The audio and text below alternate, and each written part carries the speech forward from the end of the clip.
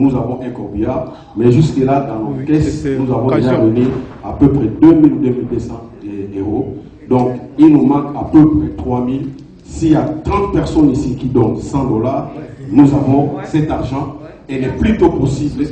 Vous allez vous faire inscrire chez Maman Ariane. Elle est aussi membre. Une campagne crowdfunding pour pallier à ça.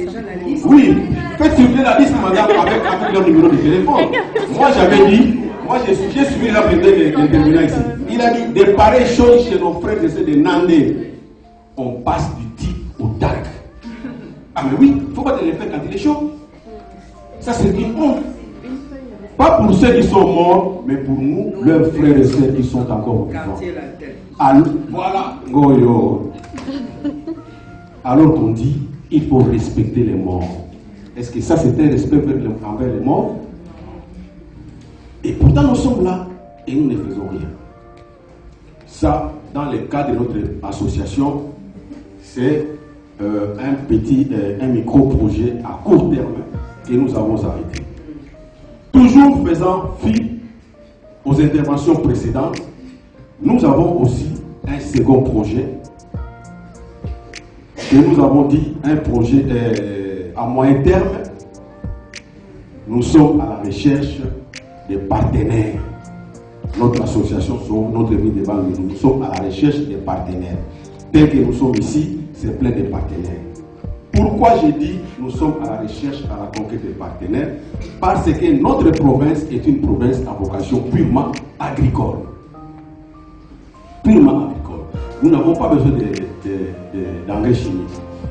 Nous avons le soleil, comme l'a dit ma soeur ici, pendant 12 mois ou 10 mois. Nous avons l'eau de la pluie pendant 10 mois. Les cours d'eau sont partout.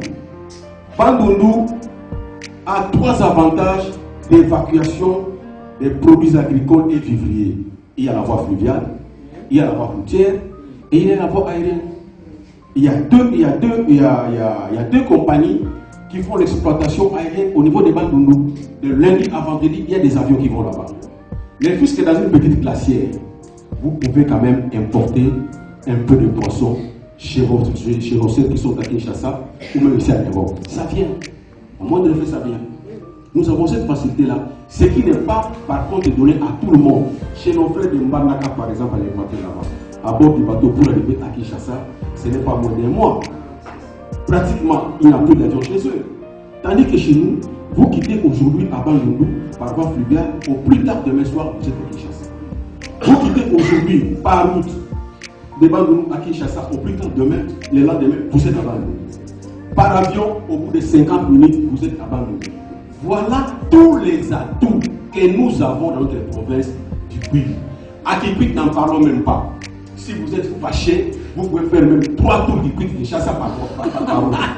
Mais oui, parce qu'il n'y a ni pont ni bac. Voilà comment est-ce que Dieu nous aide. Toutes les potentialités qui sont mises à notre disposition, nous sommes nous-mêmes inconscients, ou alors nous nous efforçons de l'ignorer. Nous préférons vivre la main tendue. Alors que c'est nous qui devons quand même donner. Merci beaucoup, Papa Baudouin. Merci. On va faire une chose. On va faire passer la feuille ou un carnet, je sais pas.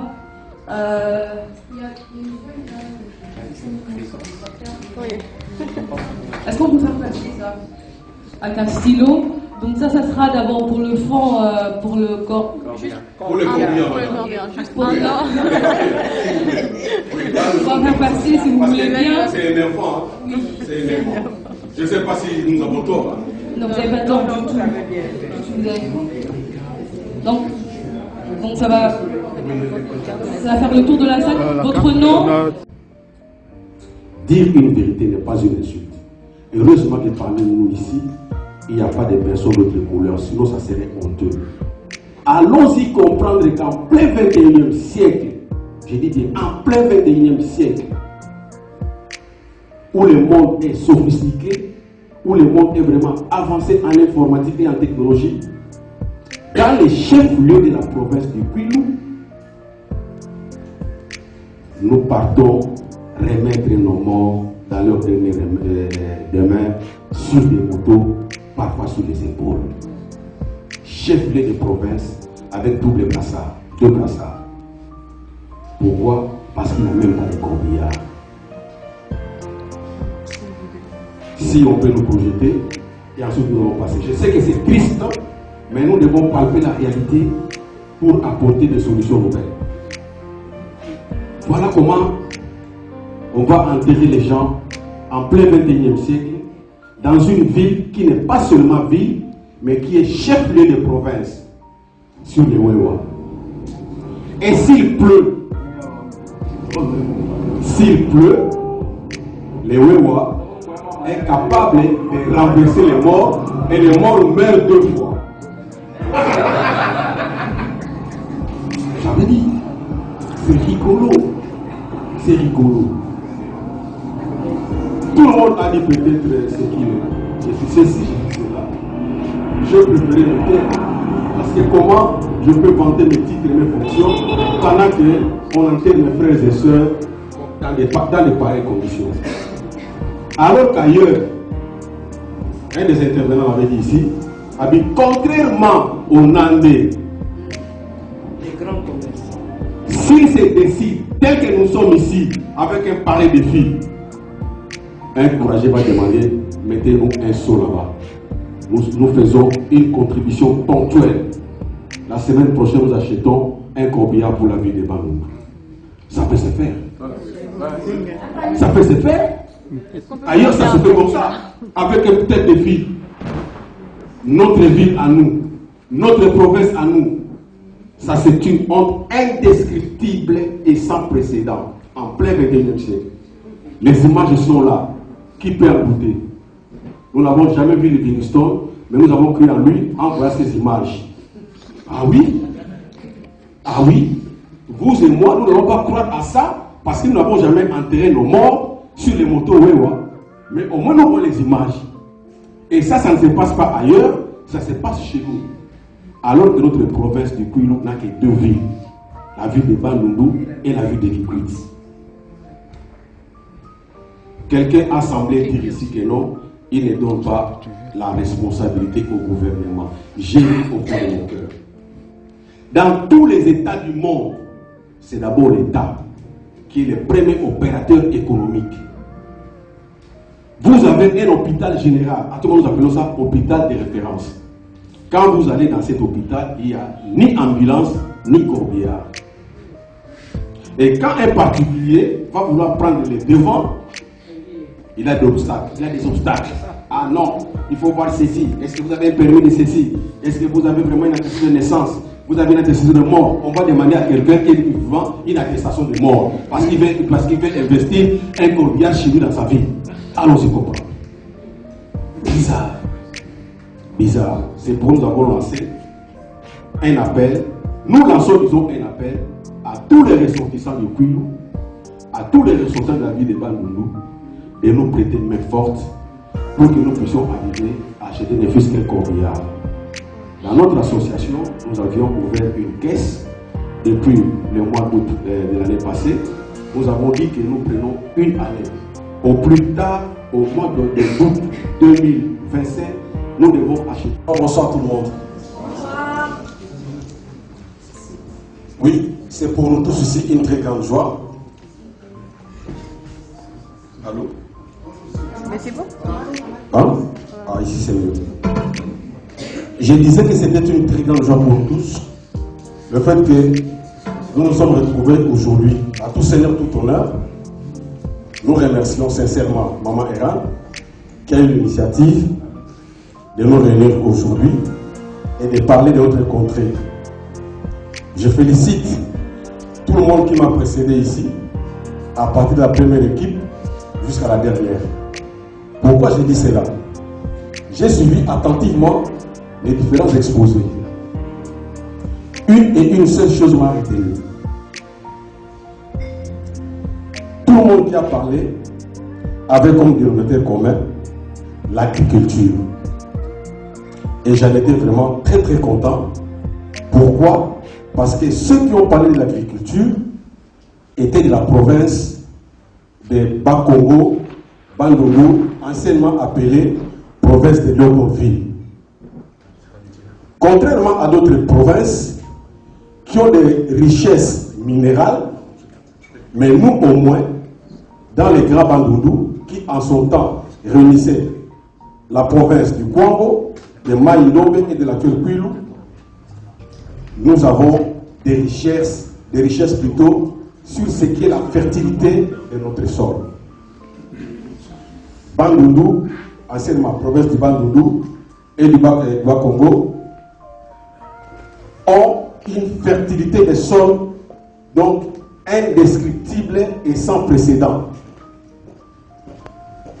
Que nous-mêmes, comme l'avait dit l'une des conseillers ici, que nous-mêmes ignorons ou efforçons d'ignorer. Pourquoi? Parce que nous n'arrivons pas à valoriser la qualité de notre sol, nous n'arrivons pas à commercialiser les fruits de notre sol. On a parlé de l'entrepreneuriat. Le frère tout à l'heure l'a dit, tout le monde ne peut pas cultiver. Celui-ci va cultiver, l'autre va transporter, et enfin l'autre va distribuer, et ainsi de suite, on fait une chaîne. Là, ce n'était qu'une parenthèse pour féliciter les amis qui sont passés avant moi.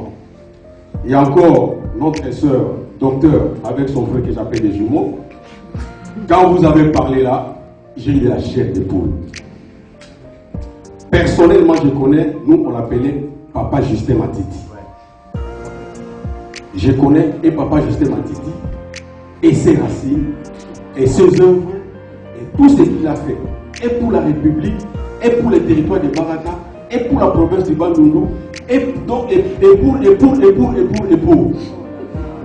J'ai même à voyager à bord de son véhicule à 2 ou 3 reprises, Mercedes-Benz 1113, quand il était commissaire de pays.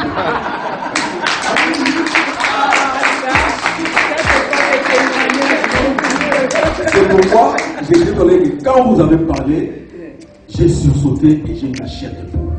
Je me suis dit, mais parce que je suis en train d'entendre des choses qui me font revivre encore la belle époque, s'il faut le dire. Ah, mais oui, moi j'ai fait les Bas-Congo dans l'entrepreneuriat. Quand j'étais encore tout jeune, à l'âge de entre 24 et 35 ans, j'ai sillonné presque toute la province du Bas-Zaïre à l'époque. Toute la province du Bandundu aussi. Dans le cadre des transports des produits vivriers. Nous, on louait les véhicules et on sortait les histoires des milieux ruraux aux milieux urbains. À ce moment-là, eh bien, les routes étaient vraiment impeccables. Parce qu'il y avait même des systèmes de cantonnage manuel qu'on a pu boycotter actuellement. Vous comprenez? Alors, je me rappelle d'une phrase que mon professeur de comptabilité agricole nous avait dit en 86, je me rappelle. Toute la province du Bandundu aussi. Dans le cadre des transports des produits vivriers. Nous, on louait les véhicules et on sortait les histoires des milieux ruraux aux milieux urbains. À ce moment-là, eh bien, les routes étaient vraiment impeccables.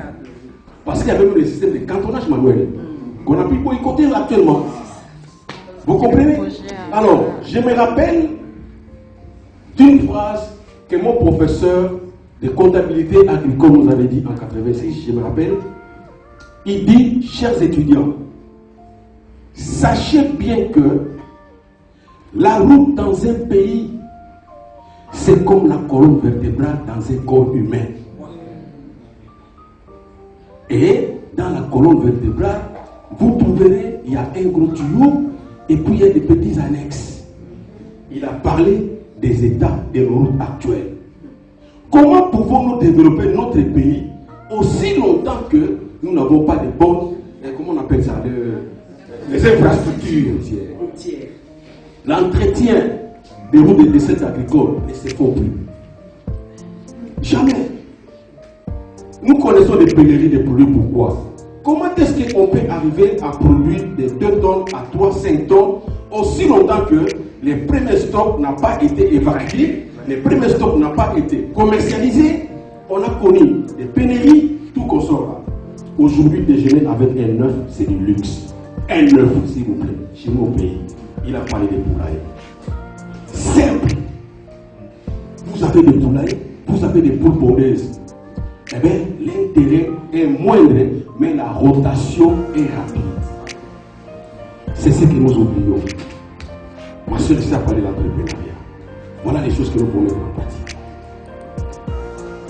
Nous sommes dans une association qui est dénommée Sauvons notre ville des Bandounes. Pourquoi nous avons pris cette dénomination? C'est à travers les interventions que nous avons tous suivies ici que nous avons résolu de dire que bon, actuellement, nous pouvons sauver notre population indigène, notre population autochtone. Sauvons les villes des Bandounes.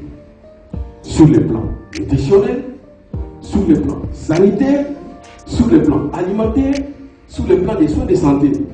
Quelqu'un qui ne mange pas bien ne peut pas être en bonne santé.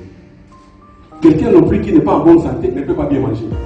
Donc il y a toujours des histoires, les pour et les contre, comme la vie et la mort, les sommets et ainsi de suite, positifs et négatifs. C'est pourquoi nous avons eu l'idée de créer cette association-là intitulée Association Sauvons notre ville des Bandounes. Alors, peut-être que vous me poserez la question, comment comptons-nous sauver notre ville des Bandounes? À travers tout ce que nous avons entendu ici, comme les interventions. Quand vous allez dans le parc Congo, quand vous allez dans les Bandundu, les grands Bandundu, nous avons énormément de fruits qui pourrissent. Nous sommes ici en Europe, 5 ans, 10 ans, 20 ans, 30 ans. Alors que, avec nos propres fruits, nous n'allons rien gaspiller. Actuellement, il y a beaucoup d'histoires qui fonctionnent de façon électrique avec les panneaux solaires. Les usines de transformation. On peut faire les fruits avec les safou, les jus plutôt avec les safou. On peut faire du jus avec des mangues. On peut faire du jus avec de bananes, avec toutes sortes de produits, toutes sortes de fruits que nous avons dans nos provinces. Les confitures. Facilement, nous pouvons transformer ces histoires-là au moindre coût, au moindre frais, et ça va contribuer dans la bonne nutrition des autochtones et des indigènes. Quand on mange bien, on tombe moins malade. Qu'est-ce qui nous empêche de pouvoir capitaliser cela? Un autre exemple est là, même du temps archaïque, ça s'est passé.